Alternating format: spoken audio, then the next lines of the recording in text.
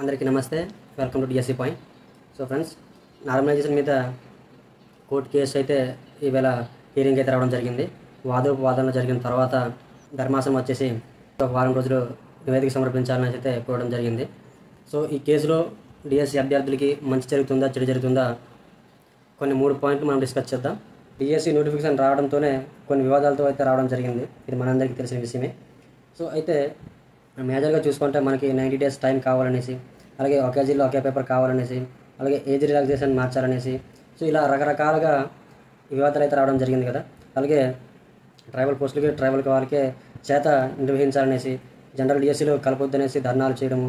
So అట్లాగైతే చాలా వివాదాలతో DSC అనేది రావడం జరిగింది. సో ఈ డిమాండ్లన్నీ మన విద్యాశాఖ మంత్రి లోకేష్ గారు కనీసం పట్టించుకోలేదు. సో పట్టించుకునేది సరికదా, కోర్టుకి వెళ్ళిన కేసులు కూడా మనం గెలవలేకపోయాము. అదే డిఎస్సి అభ్యర్థులకి చాలా నిరాశ అనేది ఎదుర్కోవడం జరిగింది. సో ఇప్పుడు కూడా ఈ విషయంలోని కూడా 99% మనం ఓడిపోయే అవకాశాలు చాలా ఉంటాయి. ఓడిపోవడం అంటే మనకు అనుకూలంగా తీర్పు రాదని నా ఉద్దేశం. ఓకే. సో అయితే గవర్నమెంట్ చాలా ప్రెస్టీజ్ ఇష్యూగా తీసుకునే విషయం కనుక ఖచ్చితంగా ఇలాంటి వివాదాలు వచ్చినా సరే ఈ డిఎస్సి ప్రక్రియ అనేది పూర్తి చేస్తాం అనేది వారి యొక్క కంకణం కట్టుకున్నారు.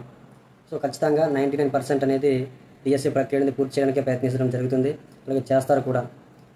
చాలా కేసులు వేసినా సరే అవన్నీ దాటుకుంటూ డిఎస్సి ఎగ్జామ్ అనేది పూర్తి చేయడం జరిగింది. ఎగ్జామ్స్ అయిపోయిన తర్వాత ఈ కోర్టు కేసులు ఇవన్నీ అతను ఒక లెక్క కాదు. అతను దిగ్విజయంగా ఈ డిఎస్సి ప్రక్రియ అనేది ఖచ్చితంగా పూర్తి చేస్తామనేది కంకణమే కట్టుకున్నారు కనుక ఖచ్చితంగా అయితే ప్రతి ప్రక్రియ అనేది పూర్తి చేస్తారనేది నేను అనుకుంటున్నాను. వీడియోలో ఒకసారి చెక్ చేయండి. మన వీడియోస్ మీకు నచ్చినట్లయితే ఖచ్చితంగా లైక్ చేసి, షేర్ చేసి మన ఛానల్ని సబ్స్క్రైబ్ చేసుకోండి ఫ్రెండ్స్.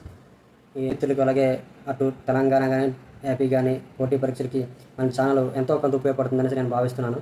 సో మన యూట్యూబ్ ఛానల్లో క్లాసులు పెట్టడం కానీ జరుగుతుంది. అలాగే కోడింగ్ క్లాసులు మన ఛానల్లో కేవలం కోడింగ్ క్లాసులు మాత్రమే చెప్పడం జరుగుతుంది.